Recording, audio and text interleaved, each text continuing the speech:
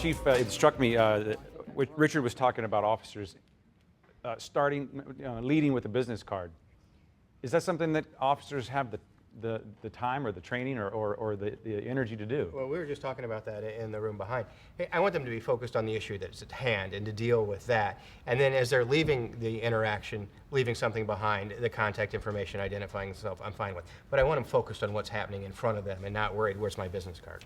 What else have you heard here tonight that has sparked the wheels a little bit? I'm curious if you feel like we're off base in this conversation from the perspective of someone who has done the job and is leading men and women doing the job. You know, a couple of things. I like to hear that what we're doing is reaching into the community and having an effect. And even from John, technology is a great tool. We have to find the right space for it. I think cameras do have their role if they're monitored, if they're in real time. Cameras for the sake of cameras, I probably agree with you, are not the right thing. And from Jim, each neighborhood has its own unique needs, and I'd like to be able to put more resources into every neighborhood.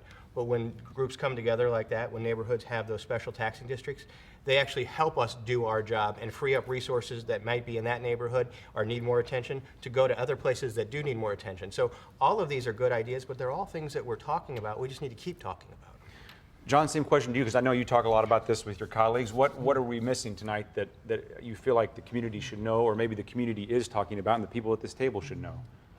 Well, I think the thing that was brought up a little bit, but we haven't delved into it, is the racial disparities in policing, and I think that's really one of the main causes of friction in police-community relations. So when you look at a study that the ACLU did on marijuana possession, the city had a disparity of 18-1 where blacks are more likely to be arrested for marijuana possession than whites, even though use of the drug is similar in both communities. So I think a lot of the issues that have been raised by Ferguson have to do with racial disparities, implicit bias in policing, and I think that's one of the areas we really have to work on.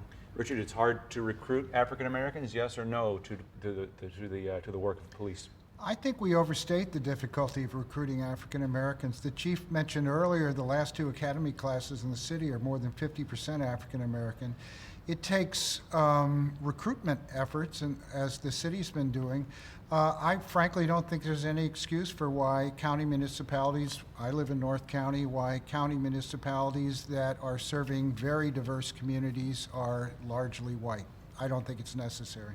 Cortez, we have about a minute left. What could the Missouri side of the river learn from your side of the river? I think it's all about rapport. I think a Caucasian or a Caucasian officer could come into the community and have that common bond or that rapport with an individual just by maybe it's kids, maybe each school, find that goal or that commonality between the two and build a rapport.